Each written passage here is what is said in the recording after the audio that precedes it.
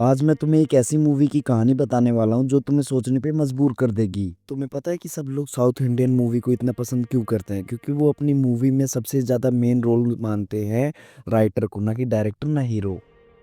Chapter 1 setup. Kerala के एक छोटे से हिल टाउन में रहता है अपना मेन कैरेक्टर सनमुगम, जिसको सब प्यार से बेंच बुलाते हैं। सनमुगम पहले मूवीज के अंदर स्टंटमैन का काम करता था, लेकिन इसके बेस्ट फ्रेंड की इसी में डेथ हो जाती है।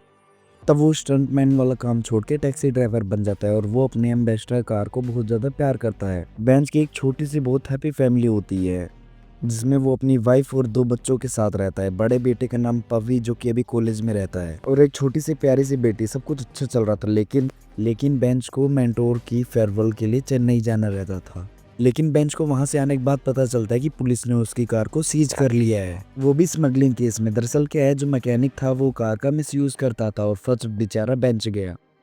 Second chapter trap. ये है हमारा थर्ड करेक्टर, जो कि बहुत ज़्यादा घमंडी रहता है, जो कि डायरेक्ट मना कर देता है उसकी कार को छुड़ाने के लिए। लेकिन बेंच घंटों पुलिस में बैठा रहता है, रिक्वेस्ट करता रहता है। तभी हमारी यहाँ पे एंट्री होती है चौथे कैरेक्टर की, जो कि एक सीआई था। वो बहुत ही ज्यादा हार्मफुल, पोलार। सीआई कहता है कि हम तुम्हारी कार रिलीज तो कर देंगे, बस तुमको हमारी एक छोटा सा काम करना होगा, जो कि है हमें एक छोटे से यहीं बगल में एक प्री वेडिंग हो रही है, हमें वहीं पे छोड़ दो। बेंच अपनी कार से इतना प्यार करता था कि वो बस ये सोचा कुछ भी हो जाए, बस मेरे को मेरी कार मिल जाए, कुछ भी कर लूंगा मैं उसके लिए। वो इस कंडीशन को मान लेता है। और जब वो प्री वेडिंग खत्म होती है तो सीआई बोलता है कि मेरे को अब तुम मेरे फार्म हाउस पे छोड़ दो, जो कि यहाँ से बस थोड़ा सा ही दूर है। और वो फार्म हाउस का रास्ता बहुत ही घने जंगल में रहता है। बेंच पूरी तरह से अनकंफर्टेबल हो जाता है क्योंकि उसको अब कुछ भी समझ नहीं आ रहा था, लेकिन क्या करे, बहुत ही ज्यादा मजबूर था। लेकिन जैसे ही वो गाड़ी बीच जंगल में पहुंचती है तो सीआई उस गाड़ी को रुकवा देता है। तभी बेंच को पता चलता है कि उसकी गाड़ी में एक डेड बॉडी पड़ी है। सीआई बोलता है कि चिंता मत करो, सुधीर का एक एक्स बॉयफ्रेंड था, उसी का मर्डर हो गया है, इसीलिए डेड बॉडी मेरे को तुम्हारी कार में छुपानी पड़ी। सीआई बोलता है कि तुमको मेरी मदद करनी होगी इस बॉडी को डंप करने के लिए। बेंच पहले से ही बहुत ही ज्यादा हेल्पफुल आदमी था। एक तो बेंच बहुत ही ज्यादा बुरी तरह से फंस चुका था और उसका मन भी नहीं था ये काम करने का, पर अब उसको ये चीज करनी पड़ी। Chapter 3 shocking true.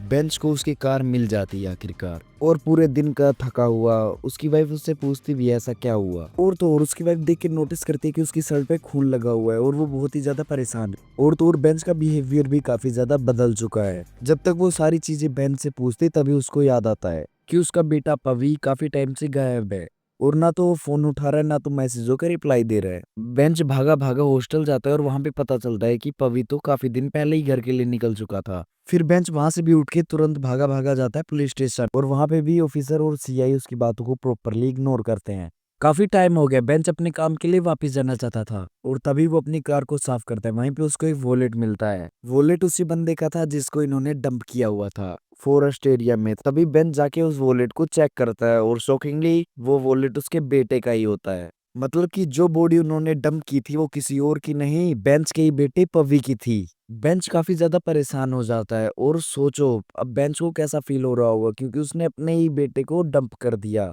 और वो भी उसके कातिलों के साथ। लेकिन कुछ टाइम के बाद जब वो पहाड़ टूटता है तो वो बॉडी बाहर आती है, तो पुलिस ने कंफर्म कर दिया था कि वो बॉडी उसके बेटे पवी। लेकिन बेंच के दिमाग में एक सवाल था कि उसके बेटे ने उनका क्या बिगाड़ा था कि जो पुलिस वालों ने उसके साथ ऐसा कुछ किया। एक कॉलेज स्टूडेंट ऐसा क्या ही कर सकता है। Chapter 4 revenge. लेकिन वो इस हालत में भी सिस्टम के पास पहुंचता है हेल्प के लिए। इन सीआई और एसआई एक झूठी कहानी बनाते हैं कि बेंच पवी का बायोलॉजिकल फादर नहीं था, इसीलिए बेंच ने पवी को मार दिया। सीआई और एसआई उसको प्रूफ भी कर देते हैं, और उसी के बाद पुलिस उसकी बीबी और उसकी बेटी को टॉर्चर करने लगती है और उनसे उनका स्टेटमेंट भी रिकॉर्ड करवा लेती है। बेंच को समझ आ जाता है कि उसके बेटे का इंसाफ लीगली तो नहीं मिलने वाला, तो इसीलिए बेंच पता करने लगता है कि सीआई ने और एसआई ने उसके बेटे को क्यों मारा। तो सबसे पहले उसने सुधीर को पकड़ा। सुधीर सीआई और एसआई का सीनियर है, जो कि उनकी पूरी हेल्प करता है उनको बचाने के लिए। बेंच जब उसको पकड़ के टॉर्चर करता है तो वो बताता है मेन रीजन क्या था। मेन रीजन ये था कि सीआई की बेटी जो थी उससे बेंच का बेटा प्यार करता था। सच्चाई तो पता चल गई कि क्यों, किसने किस लिए मारा। तो बेंच सोचता है कि उसको बदला मिलेगा कैसे, तो बेंच अपना स्टंटमैन वाला दिमाग लगाता है, क्योंकि पास्ट में वो स्टंटमैन रह चुका है और वो भी बहुत फेमस। तो सबसे पहले वो एसआई को टारगेट करता है, और एसआई कोई आम आदमी है नहीं, और ये वाला इंसिडेंट होने के बाद एसआई और भी ज्यादा स्ट्रिक्ट हो जाता है। तभी बेंच सोचता है कि इसको पकड़ने का एक ही रास्ता है, वो जो कि है उसका रूट, जिस रास्ते से वो अपने घर से पुलिस स्टेशन आता है। तो फिर बेंच सोचता है कि जिस दिन एसआई रात में आएगा उसी दिन हम लोग फेक एक्सीडेंट क्रिएट करके उसको मार देंगे। तो आगे की स्टोरी आपको मूवी को देखने के बाद पता चलेगी। एंड ऐसी ही वीडियोस देखने के लिए मेक श्योर आपने सब्सक्राइब कर रखा होगा। तो मिलते हैं कुछ खतरनाक सी स्टोरी लाइन के साथ, तब तक के लिए bye bye and good bye.